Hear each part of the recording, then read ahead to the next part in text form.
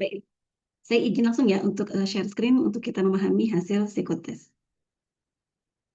Oke.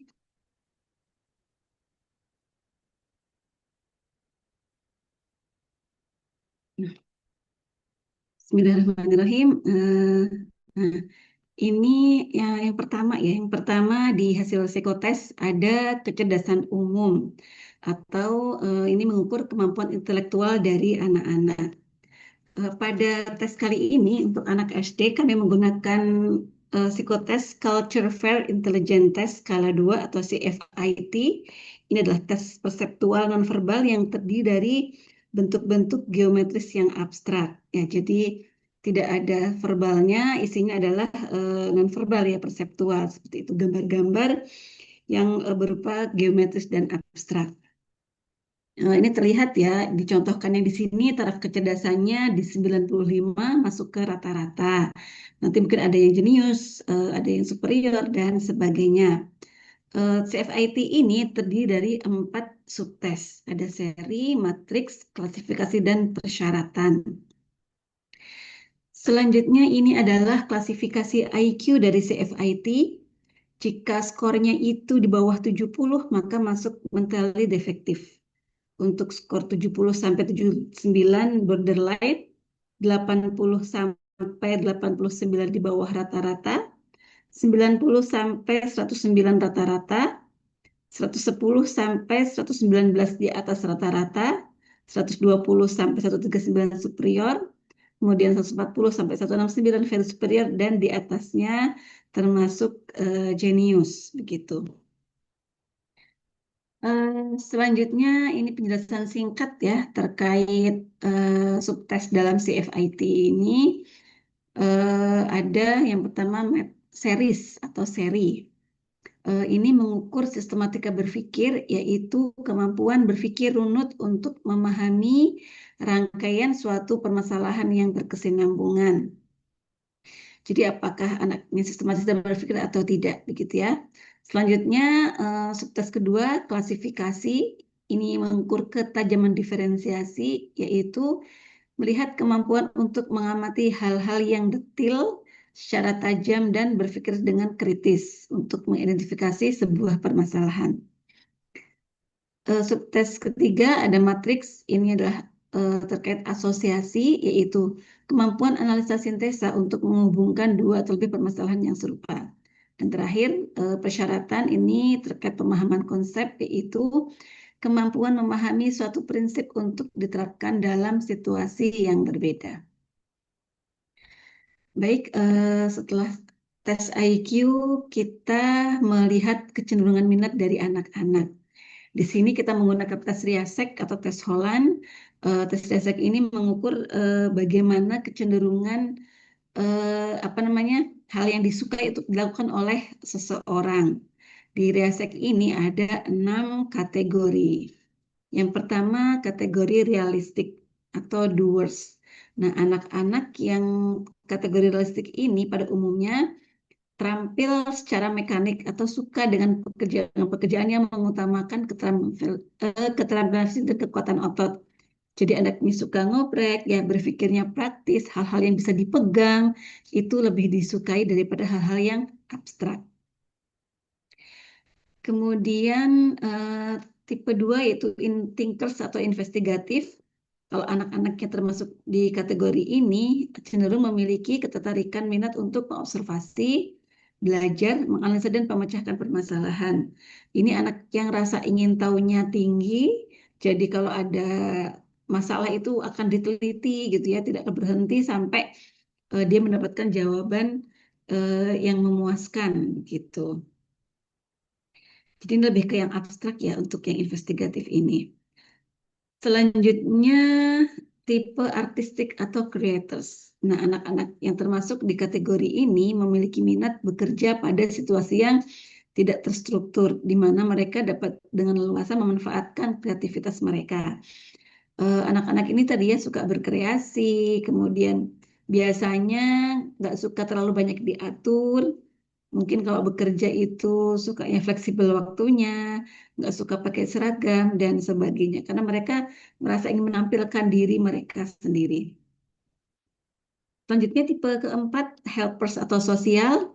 Nah, anak didik yang termasuk di kategori ini memiliki minat bekerja dengan individu lain dibandingkan dengan peralatan. Kalau yang tadi realistik itu suka dengan alat-alat, kalau yang ini suka dengan orang-orang. Jadi kalau temannya banyak, temannya asik, ya dia menikmati hal itu begitu ya. Dia suka bekerja sama, kemudian suka membantu orang lain, kemudian suka gotong royong dan sebagainya. Jadi kalau penugasan mereka paling suka kalau dikerjakan secara berkelompok gitu ya, sambil main dan sebagainya.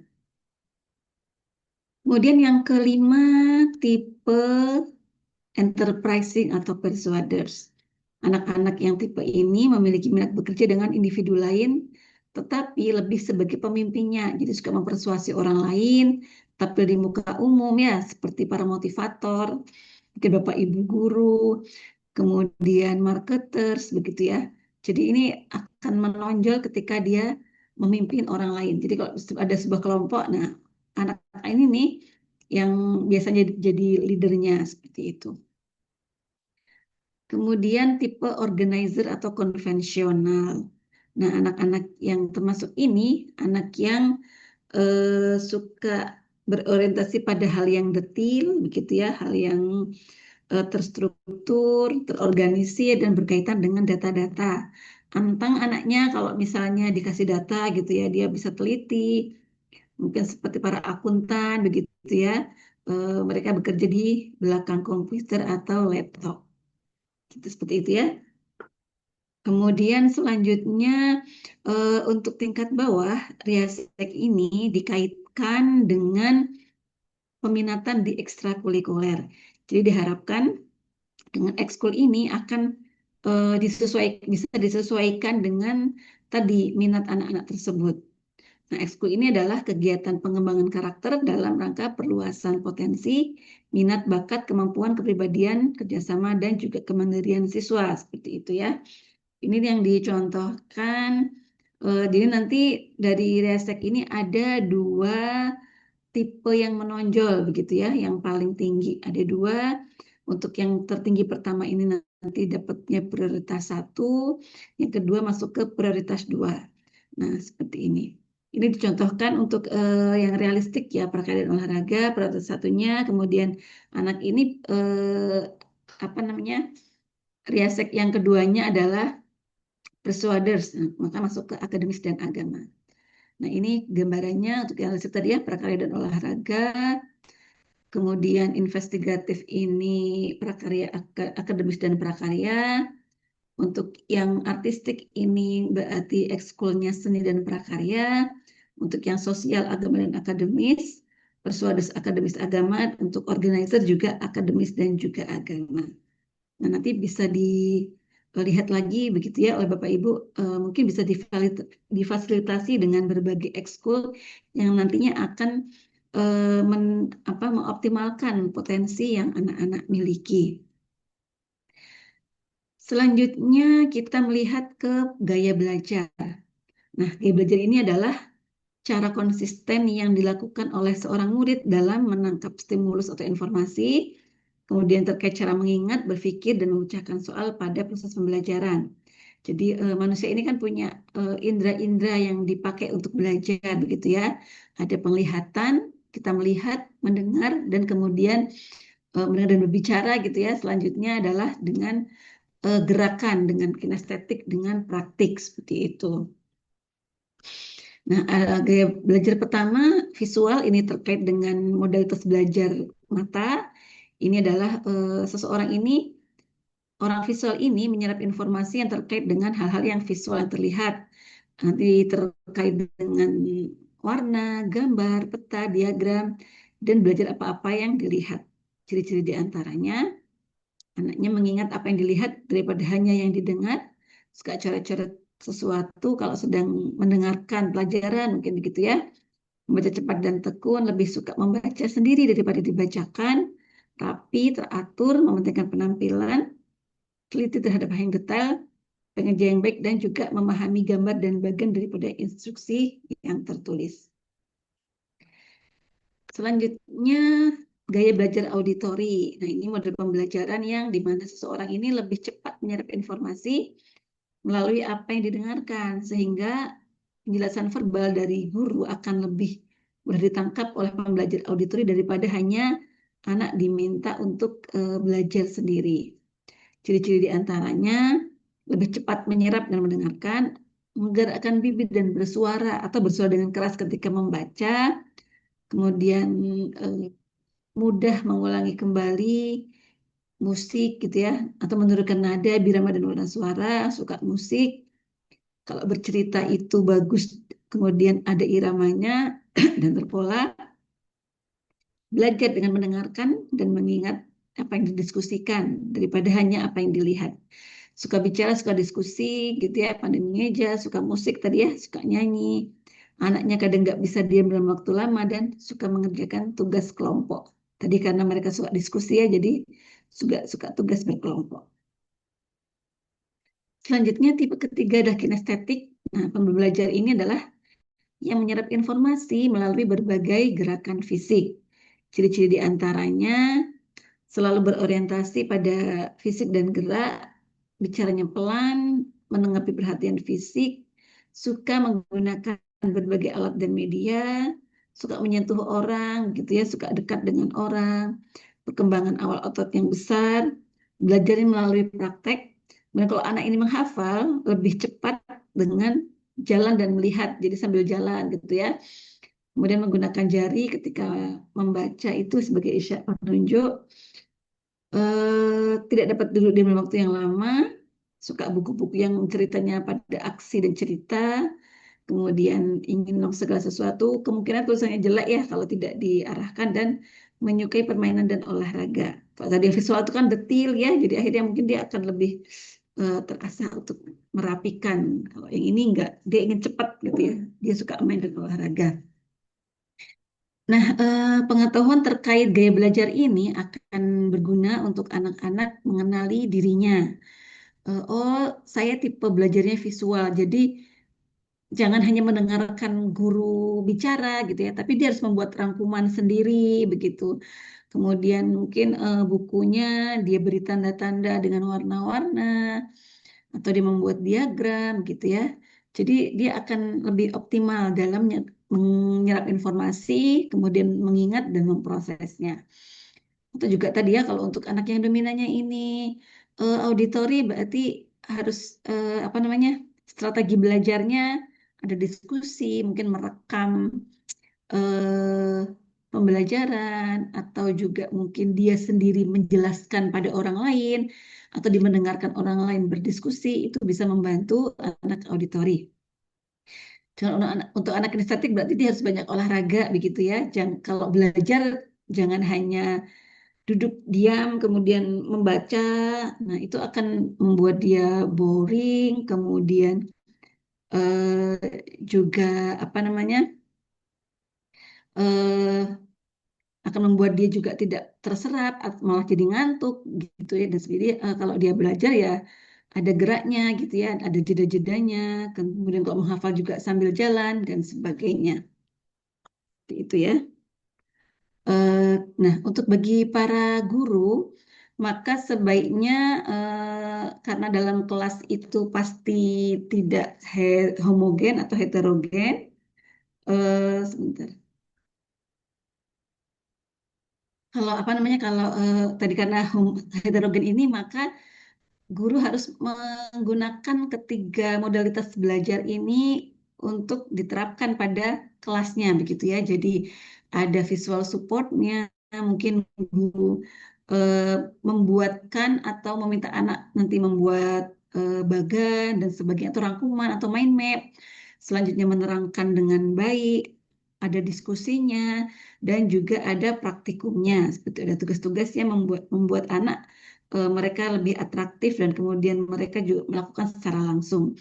Nah, jadi apa namanya, akan insya Allah akan berguna begitu ya, seperti itu. Selanjutnya setelah gaya belajar, kita melihat potensi diri dari anak-anak ya. Ini adalah hal yang penting.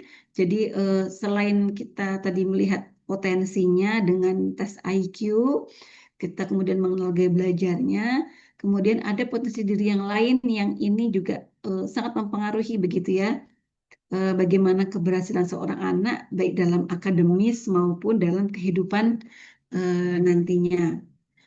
Yang pertama adalah daya juang atau adversity quotient.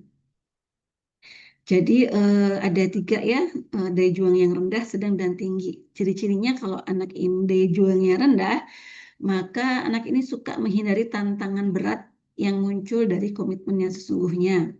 Kemudian mereka dalam menghadapi perubahan ini, mereka cenderung melawan atau lari, dan cenderung menolak dan menyambut perubahan. Jadi nggak suka ada perubahan gitu ya. Kalau ada perubahan itu, aduh susah lah gitu ya, udah langsung membatasi dirinya dengan kata-kata, oh saya nggak mau melakukan ini, wah ini susah, ini mustahil dilakukan begitu. Ini karena dia daya juangnya rendah seperti itu. Selanjutnya ada yang daya juangnya sedang, ini anaknya relatif cukup puas dan ketika telah mencapai tahapan tertentu, ada inisiatif, ada semangat tapi tidak terlalu banyak dan ada usaha-usaha yang dilakukan, tapi masih cenderung menahan diri terhadap perubahan. Jadi meskipun apa namanya, kadang nggak suka dengan perubahan karena mereka sudah nyaman dengan kondisi yang ada seperti itu. Tapi kalau yang tinggi, maka anak-anak ini selalu menyambut kalau ada perubahan, ini jadi tantangan, dia bisa memotivasi diri, begitu ya, semangatnya tinggi, kemudian ingin mewujudkan apapun yang hal itu yang dianggap baik, begitu. Jadi dia menyebut positif secara perubahan-perubahan yang ada, seperti itu. Nah, ini mungkin bisa terlihat ya untuk anak-anak yang misalnya diberikan tentang ada lomba nih gitu ya. Untuk anak-anak yang ada jualnya rendah, ngapain sih ikut lomba gitu ya. Kita juga udah sibuk dengan belajar ya, untuk apa ada lomba-lomba gitu ya. Repot dan sebagainya. Kalau yang sedang, oke, kita ikut lomba buat senang-senang aja ya. Jadi tidak ada target untuk lombanya seperti itu.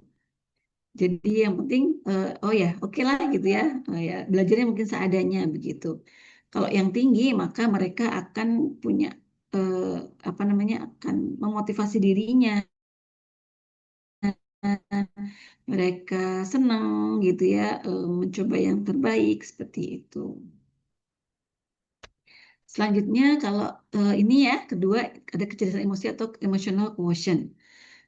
Ini juga potensi diri yang sangat penting terkait juga nanti ada kesehatan mental begitu ya. Anak-anak sekarang ini banyak sekali yang mengalami masalah kesehatan mental. Ini terkait dengan bagaimana kecerdasan emosi dari seseorang.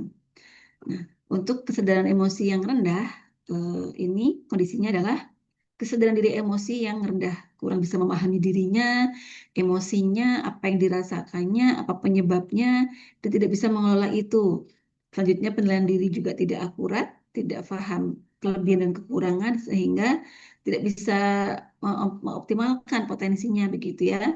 Nah, di sini kepercayaan dirinya atau self confidence-nya negatif dan tidak positif begitu, tidak kuat dan tidak positif. Kemudian kalau yang emotional quotient-nya ini sedang, maka kesadaran diri emosionalnya cenderung sedang. Dia cukup memahami emosinya, namun kurang bisa mengelola begitu, sehingga tidak berpengaruh positif pada prestasinya. Penilaian diri masih ragu-ragu, oh tahu sih kayaknya saya punya kelebihan ini gitu ya, tapi kurang yakin. Dan di sini kepercayaan dirinya cenderung menengah gitu ya, masih kurang kuat dan kurang positif. Sedangkan kalau yang kecerdasan emosinya ini tinggi, maka dia sangat aware ya, jadi emotional self awareness-nya, kesadaran diri emosinya ini tinggi, dia mampu memahami dinamika masalah dalam dirinya, emosi, dia sadar emosinya ini karena apa, dan dia juga bisa mengelola diri sehingga berpengaruh positif pada prestasi atau pekerjaannya. Penilaian diri akurat, dia tahu betul apa kelebihannya dan kekurangannya sehingga bisa memanfaatkan kekuatannya ini untuk mencapai hal yang baik dan mengatasi kelemahannya. Di sini kepercayaan diri juga tinggi, kuat dan juga positif.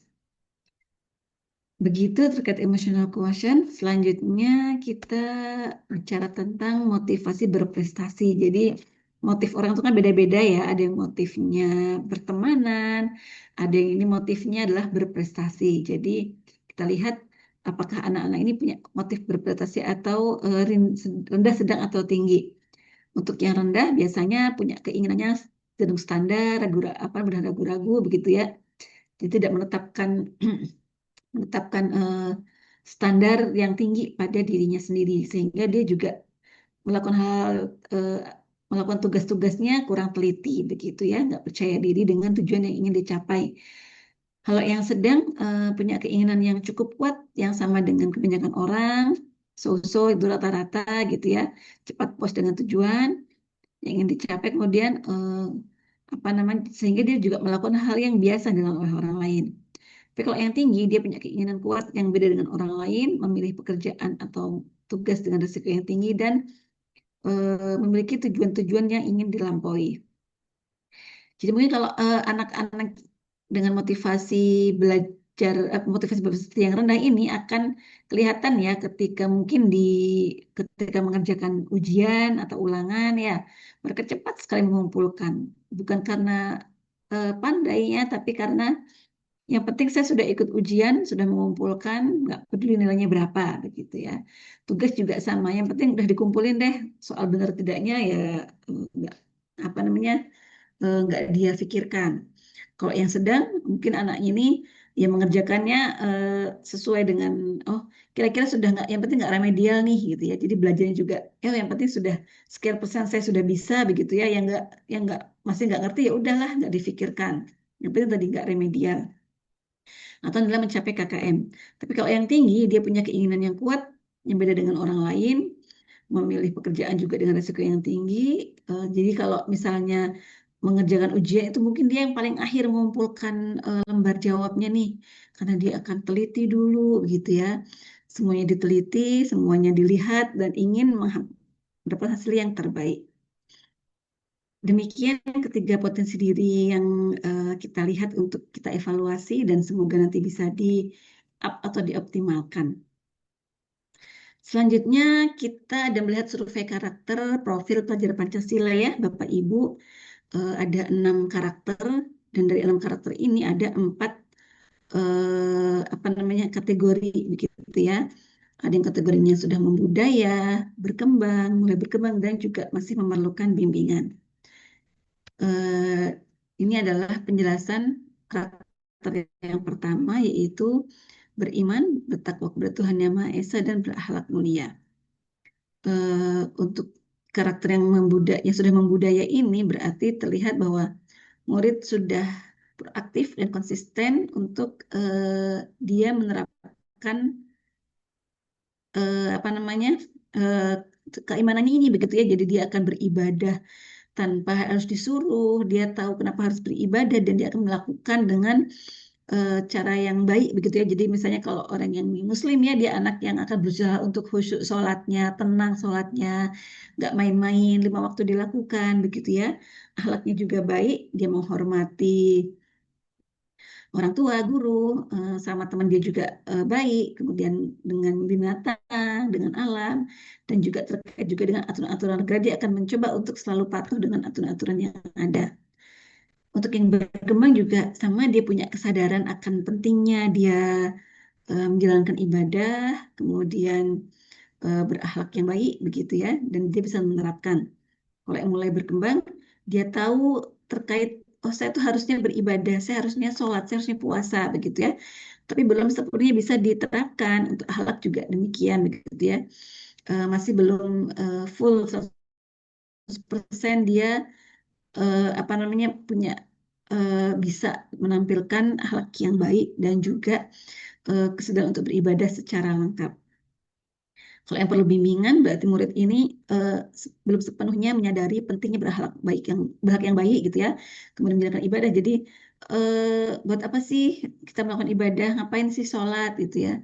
Misalnya yang bentuknya Kristen ngapain ke gereja dan sebagainya. Jadi ia tidak mau melakukan hal itu karena memang tidak ada kesadaran gitu ya.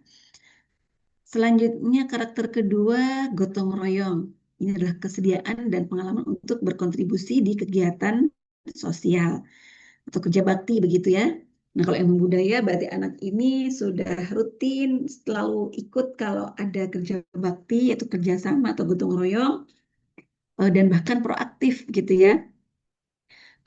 Misalnya dia melihat lingkungannya sudah butuh dibersihkan nih, kalau kelasnya udah kotor nih, oh harus yuk, dia memprakarsai kerja bakti begitu ya, atau dia melihat ada yang perlu diperbaiki dari taman di depan kelas, itu dia akan eh, menggalang teman-temannya. Kalau yang berkembang, ini ada kesediaan, jadi kalau memang ada kegiatan, dia akan ikut gitu ya, akan dengan senang hati mengikuti.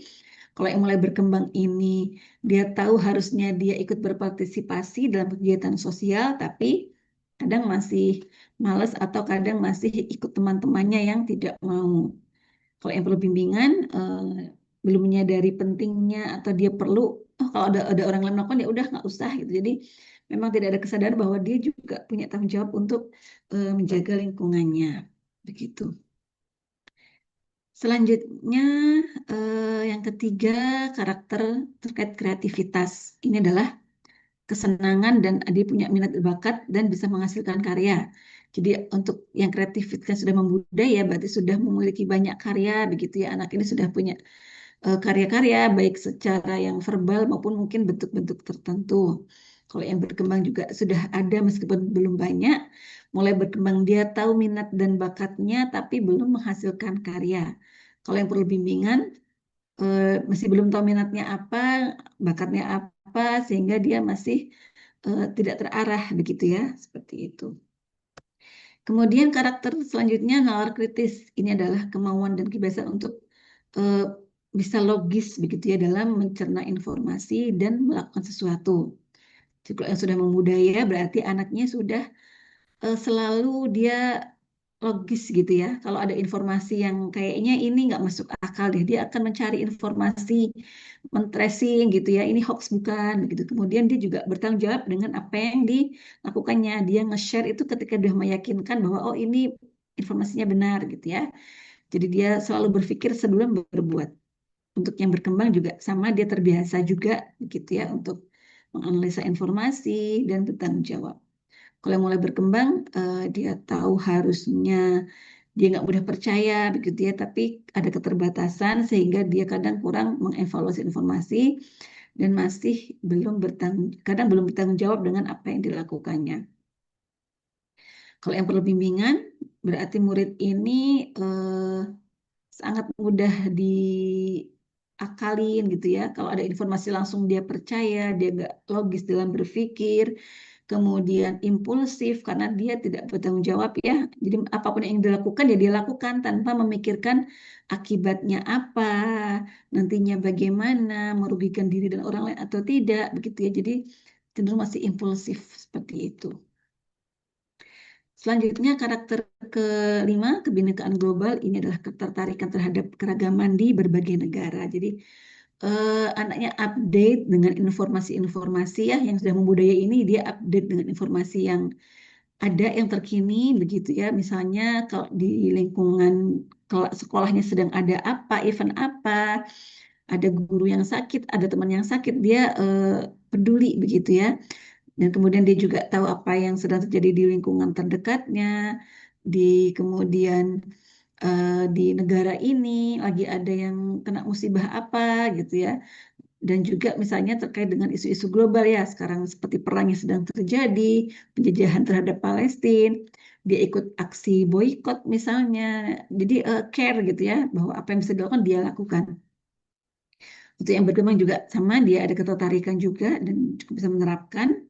Kalau yang mulai berkembang, dia tahu informasi yang ada gitu ya, tapi dia tidak terlibat. Jadi misalnya ada yang sedang butuh bantuan apa begitu ya. Nah, dia tidak terlibat di situ atau aksi boykot nih, boykot produk-produk yang terafiliasi Israel. Maka dia tidak ikut apa namanya? Oh, gitu aja ya gitu ya. Kalau dia ingin ya ingin melakukan. Kalau yang perlu bimbingan, ini nggak ada caringnya begitu ya. Dia egosentris, dia hanya fokus pada apa yang dia ingin lakukan, apa yang dia sukai dan sebagainya.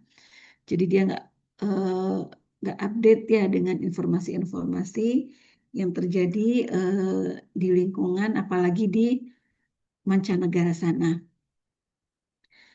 Selanjutnya, kemandirian. Nah, ini penting ya untuk kita ketahui.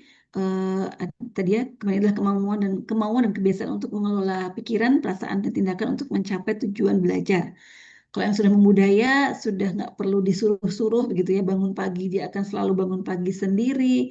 Sholat nggak perlu disuruh. Belajar itu sudah otomatis. Ada PR itu nggak perlu ditanya-tanya. Dia akan, meskipun dia lagi nggak mood gitu ya, dia lagi kesel, tapi dia akan mengerjakan tugas-tugasnya dengan baik. Karena dia sudah tahu itu memang tanggung jawabnya. Untuk yang berkembang juga sama, dia terbiasa mengelola dirinya dan perasaannya.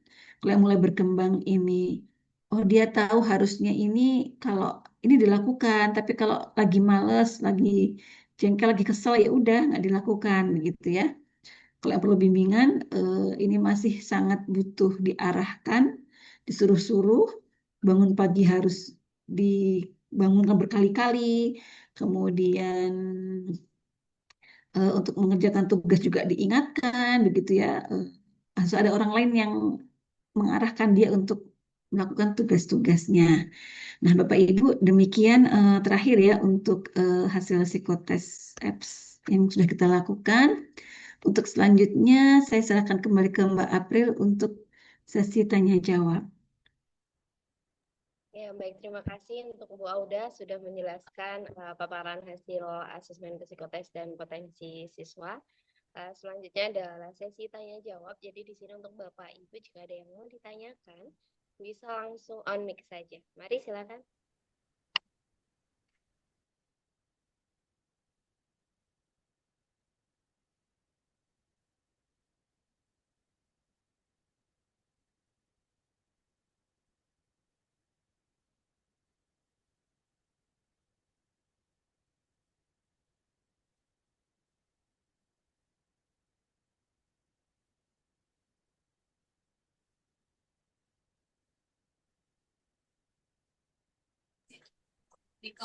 Baik, izin bertanya. Dari paparan dari Ibu psikolog, Ibu Aida, apakah nanti di penilaian anak-anak yang mereka tes itu mewakili dari paparan tersebut, hasil-hasilnya seperti itu? Kemudian nanti anak-anak ini akan mengetahui hasil psikotes yang sudah mereka kerjakan itu melalui apa? Apakah nanti diberikan PDF-nya atau seperti apa? Atau kan nanti dijelaskan oleh psikolog, karena kan kami pasti akan memberikan hasil psikotes kemarin kepada anak-anak. Nah, nanti berupa apa? Seperti itu. Terima kasih.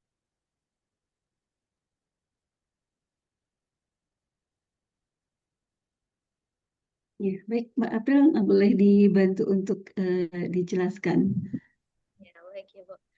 Baik, untuk Ibu Mustafa, untuk hasil asesmen psikokompetensi siswanya itu sudah bisa langsung dilihat di akun siswa masing-masing, Ibu. Nah, kalau untuk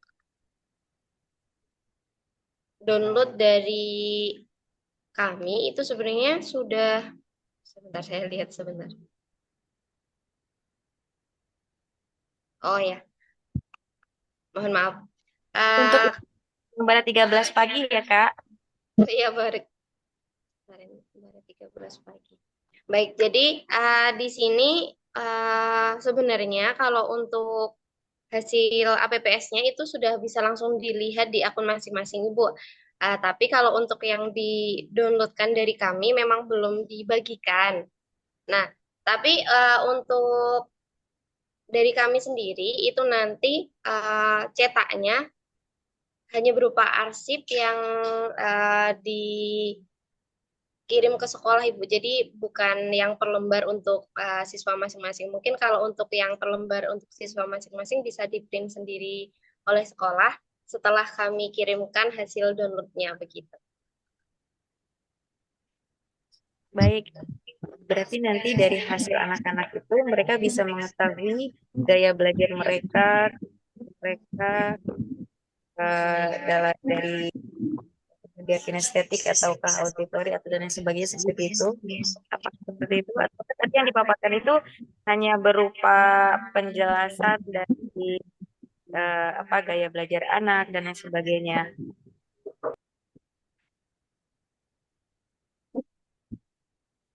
Bisa dijelaskan Bu Auda? Baik, nanti jadi ada ya Bu, sudah ada nanti, oh anak ini misalnya tadi IQ-nya berapa, kemudian gaya belajarnya dia dominan yang apa, kemudian tadi apa namanya riaseknya dia yang dominan apa gitu ya, dua ya. Misalnya apakah realistik sama artistik gitu ya, itu nanti sudah ada hasilnya masing-masing. Dan nanti bisa dilihat begitu ya, kemudian tadi ya potensinya ada masuk misalnya apa adversity quotient-nya masuknya rendah sedang atau tinggi nanti ada, jadi ada mereka masuknya di mana, jadi evaluasi begitu ya buat orang tua, buat anaknya juga. Nah nanti insya Allah akan ada penjelasan juga Mbak April ya dari Rashidu untuk ke anak-anak atau orang tua begitu ya, nanti ada sesi sendiri, jadi seandainya ada yang perlu ditanyakan nanti bisa di forum tersebut. Kalau di forum ini kita fokus pada Bapak Ibu guru biar sudah memahami.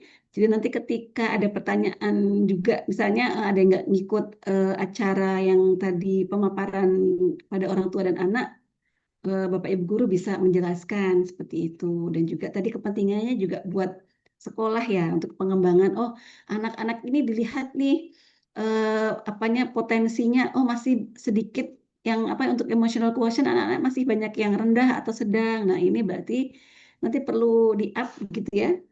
Seperti itu. Karena juga nanti dilihat, jadi ini sebagai pembanding begitu ya. Kadang-kadang Bapak Ibu guru juga sudah punya observasi pada anak-anak. Oh, anak ini punya minatnya di sini, bakatnya ini. Nah, ini bisa jadi pembanding begitu ya sebagai data tambahan dari apa-apa yang sudah Bapak Ibu lakukan.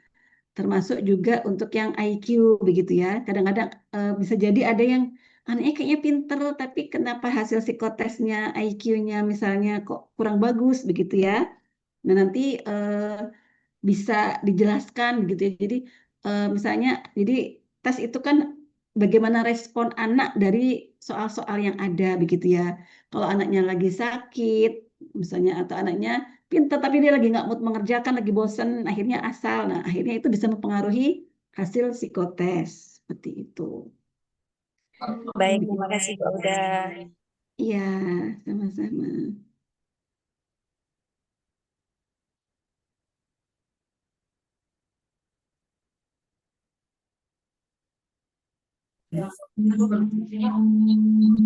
Izin Bu bertanya Bu. Baik, silakan Pak Denny. Ya, jadi hasil dari psikotes kemarin itu tidak bisa menentukan anak tersebut kemampuannya Bu ya. Kalau misalkan pas ngerjainnya itu mereka tidak lagi bagus itu ya. Eh, bisa. Jadi begini, itu kan kayak potret ya Pak. Namanya tes itu kan potret. Gitu. Jadi kalau anaknya itu mengerjakan dengan sesuai kemampuan, maksudnya dia apa yang dia tahu dia jawab dengan betul, itu berarti sesuai dengan dirinya. Tapi kalau misalnya anak tersebut mengerjakannya asal atau lihat punya temannya, akhirnya tidak bisa menggambarkan potensi dia yang sebenarnya gitu. Jadi Jadi untuk anak SD ini keakuratannya itu belum kita bisa ini gitu ya. enggak juga, karena ini kan pakai skala, ini udah pakai skala yang untuk anak SD begitu ya. Jadi sudah disesuaikan anak itu apa namanya? Sebenarnya ya tes ini akurat ketika memang dikerjakan dengan Dengan betul. sumber Kenapa? ya tergantung anaknya ngerjainnya berarti ya Bu ya. Iya, jadi kadang-kadang begitu. Jadi misalnya kalau ternyata mungkin bisa jadi ada yang anaknya kok kayaknya nggak bisa, harusnya anak ini apa namanya? Kalau diobservasi, di prestasi kok nggak bagus, tapi hasilnya kok bagus, misalnya begitu. Nah, bisa jadi apakah dia asal-asal yang dia jawab itu ternyata betul. Nah, kan bisa begitu gitu ya. Karena ini kan bentuknya pilihan gitu ya. Jadi ya apa yang direspon itu yang dapat nilai seperti itu. Tapi sebenarnya kalau secara alat tesnya sendiri ini sudah Insya Allah validitasnya sudah apa namanya sudah diakui begitu ya kan kita dalam tes itu ada validitas ada reliabilitas. Jadi ini alat tesnya sudah baku yang memang kita pakai. Tapi tadi soal bagaimana anak mengerjakannya ini akan berpengaruh terhadap hasil tesnya. Diharapkan sih begitu gitu ya. Diharapkan sih anaknya mengerjakannya serius sesuai dengan dirinya sehingga bisa menampilkan memang potensinya begitu gitu. Ya, baik Bu, makasih banyak. Ya, sama-sama. Makanya tadi kadang apalagi anak ini baru tes pertama kali begitu ya, masih bingung dan sebagainya. Ya dimaklumi, kemudian diberikan motivasi. Anak-anak ini masih bisa meningkat loh, anak SD apalagi ya, masih punya potensi yang banyak mungkin yang belum dioptimalkan. Jadi ya diberikan motivasi tadi ya untuk meningkatkan kapasitas dirinya agar bisa mencapai hasil yang lebih baik seperti itu. Nah, betul seperti itu, Bu. Karena saat itu ini baru pertama kali kan, kelas 2, 3, dan 4 ya Pak Denny ya? Kelas 3, 2, dan 4.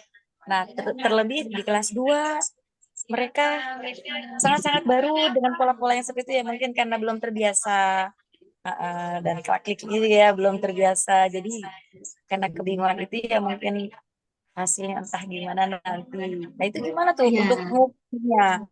Karena kan mereka nggak paham ya itu pola-polanya entah benar atau salah jawaban mereka iya itu betul. apakah Jadi itu benar nanti mengukur kemampuan atau psikologi anak. kognisi ya, kemampuan kognisinya ya. Sebenarnya memang Iya, untuk anak kondisi dan kelas lain bawah sebagainya. sih, Padahal kan itu di awal mereka masih bingung seperti itu. Itu apakah itu baru sementara berarti ya? IQ sementara atau gimana? Berarti nanti ada lanjutannya begitu. iya. Nah mungkin nanti di apa namanya, kalau misalnya hasilnya masih jelek-jelek gitu ya, masih ini udah oke, ini jadi kayak pembelajaran ya. Dan bahwa ini tes awal ini masih penjajakan karena mereka juga banyak yang kaget mungkin ya ini apa sih gitu ya. Apalagi untuk anak-anak zaman sekarang, anak-anak digital yang banyak pegang HP dan sebagainya, suka nonton short dan sebagainya. Akhirnya eh, proses berpikirnya nggak sistematis begitu ya, banyak yang masih main-main. Nah, jadi disampaikan bahwa ini hasil yang betul-betul masih sementara karena memang masih berkembang ya.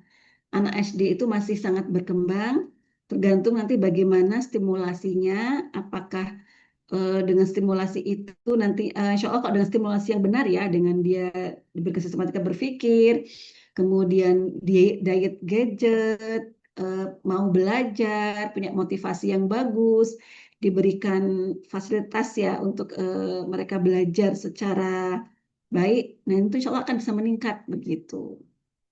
Emang bisa berubah kok, Bu.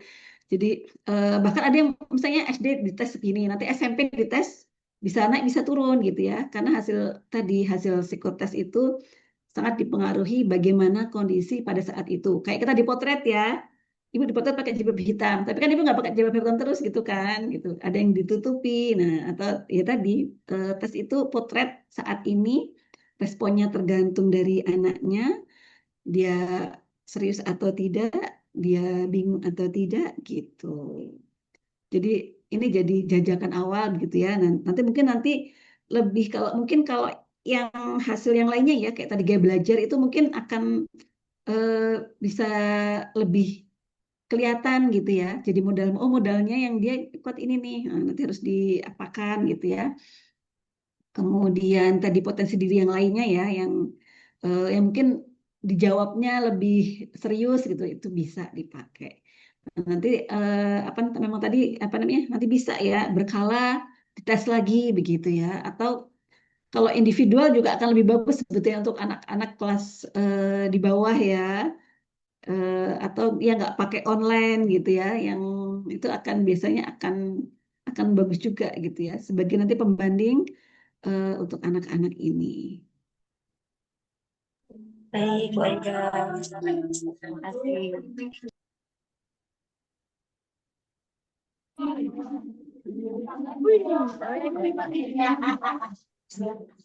Ya,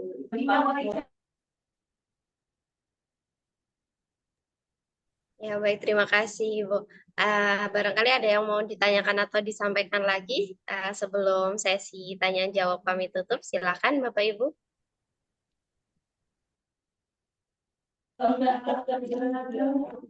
Assalamualaikum warahmatullahi wabarakatuh, Ibu Auda dan Mbak Aprilia. Silakan Bu Ika. Ya, saya Bu Ika. Mau bertanya, kadang kita di sekolah sering ya berusaha untuk memberikan motivasi kepada anak. Tapi kan dalam lingkungan sekolah, misalnya kita sudah memberikan motivasi kepada anak. Setidaknya bukan hanya di lingkungan sekolah, tapi di lingkungan rumah atau lingkungan orang tuanya. Itu kadang-kadang orang tua itu kalau ada sesuatu hal yang kita berikan atau orang tua yang kita panggil, dia itu selalu berkata dia belum sibuk bekerja atau apa, tidak bisa datang ke sekolah, kata gitu kan. Itu yang kadang-kadang terkendala. Jadi seolah-olah seperti orang tua itu menitipkan anak ke sekolah. Itu yang sering kadang-kadang terjadi. Jadi yang saya mau minta, bagaimana triknya atau sarannya untuk orang tua yang bekerja agar bisa memberikan motivasi kepada anaknya. Itu aja Ibu Auda. Terima kasih. Wassalamualaikum warahmatullahi wabarakatuh. Waalaikumsalam warahmatullahi wabarakatuh. Masya Allah. Ya, itu tantangan kita ya, Bu. Tantangan nggak semua orang tua itu punya visi yang jelas tentang pendidikan. Jadi pokoknya, udah anak taruh aja di sekolah gitu ya. Ikut sekolah aja gimana-gimananya. Udah habis itu dan ya, jadi ya mungkin kesadaran orang tuanya tadi itu yang memang masih susah gitu ya. Nah, kalau pengalaman saya sih biasanya kita ada parenting gitu ya, parenting di hari libur gitu ya. Atau ada sekolah-sekolah yang mewajibkan untuk ayah ibunya harus hadir gitu ya. Kalau nggak hadir mungkin nanti akan ada sanksi-sanksi apa begitu ya. Ada beberapa sekolah yang seperti itu gitu Kak. Karena mengingat apa namanya bahwa sinergisitas antara sekolah dan rumah ini akan sangat penting begitu untuk perkembangan anak-anak.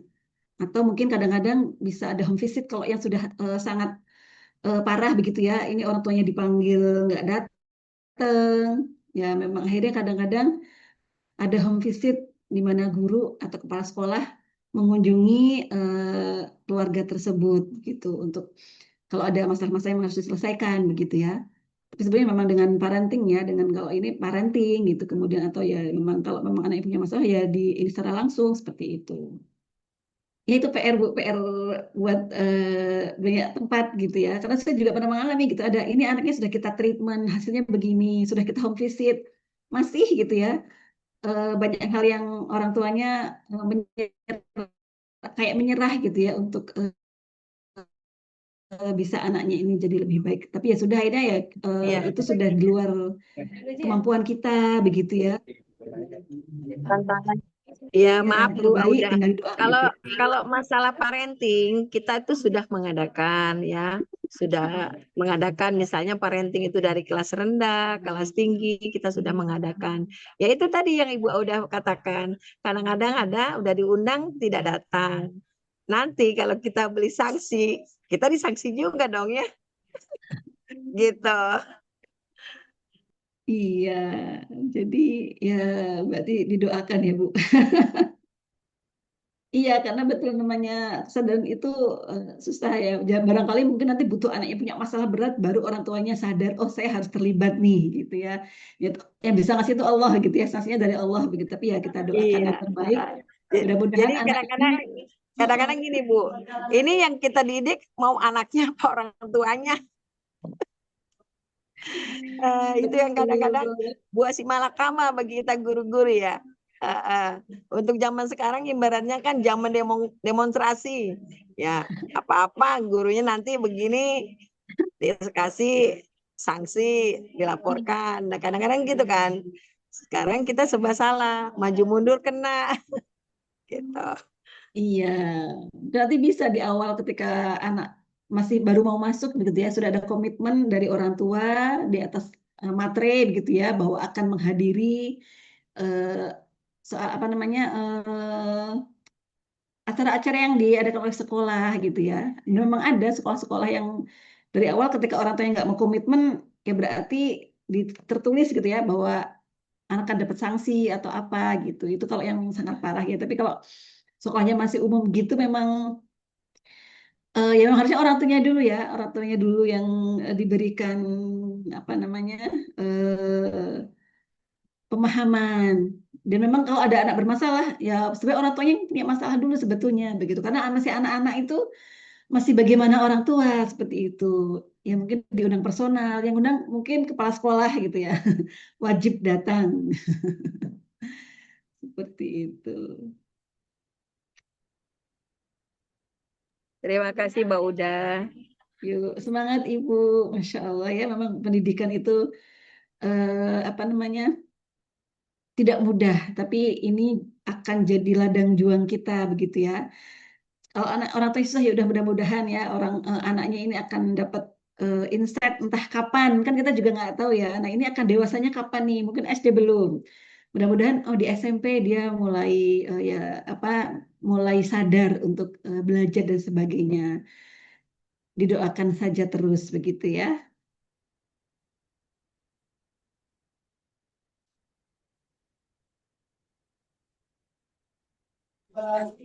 Baik, ya udah. Terima kasih Mbak Uda, Bu Aprilia atas masukan-masukannya. Ya, baik. Sama-sama Ibu. Baik, mungkin kalau sudah tidak ada yang mau ditanyakan atau disampaikan lagi, maka akan kami tutup untuk sesi tanya jawabnya. Tapi sebelum itu, Bu Oda, adakah yang mau disampaikan terlebih dahulu sebelum saya tutup? Mungkin izin bertanya lagi, mumpung ada ibu psikolog. Oh Bu, ya, silakan. nah saya mau nanya bukan masalah yang tadi anak-anak ya. Apa namanya? Itu untuk kecerdasan IQ itu kalau misalkan kan tadi tergantung mood anaknya ya. Itu untuk anak. Itu untuk gurunya ada nggak kita buat seperti itu? Tes. Masih ada sesuatu buat ya. Ya maksudnya Tes untuk dewasa. ini kita Di PDF. oh ada. PDF nanti. Oh ada. Maaf, maklum tadi PDF-nya Oh iya iya iya. Oh, ya mungkin itu aja lah. Udah terjawab. Ya, makasih, Pak. Ya, baik, mungkin sedikit tambahannya begitu ya. Untuk Bapak Ibu semuanya, tadi kita sebagai pendidik memang eh, apa namanya perlu benar ya kelapangan hati dan kemudian tes ini sebagai awal ya, mungkin bisa dijadikan sebagai tangga awal untuk memotret ini loh potret anak-anak kita sekarang mana yang perlu dibenahi begitu ya. Jangan terfokus pada IQ-nya saja karena itu juga masih bisa berubah, masih bisa meningkat dan jadi sehingga di sini apa namanya jadi motivasi kita begitu eh, untuk mengembangkan anak-anak kita. Mudah-mudahan dari hasil tes ini bisa menjadi acuan untuk perbaikan semuanya, baik untuk anak-anak maupun untuk orang tuanya biar bisa lebih aware gitu ya bahwa anaknya butuh stimulasi yang lebih baik lagi. Mohon maaf juga dari saya kalau dalam penyampaian ini ada salah dan kurang. Assalamualaikum warahmatullahi wabarakatuh. Terima kasih semuanya untuk atensi dan Waalaikumsalam warahmatullahi wabarakatuh. Terima kasih Terima banyak, Bu kasih Aulia, atas banyak Mbak Uda, Mbak April. Ya, Ibu, sama-sama baik. Terima kasih. Ya, untuk sesi tanya jawabnya kami tutup. Selanjutnya adalah sesi dokumentasi. Jadi untuk Bapak Ibu, jika ada yang belum on cam, mari on cam sebentar saja. Mari kita foto bersama.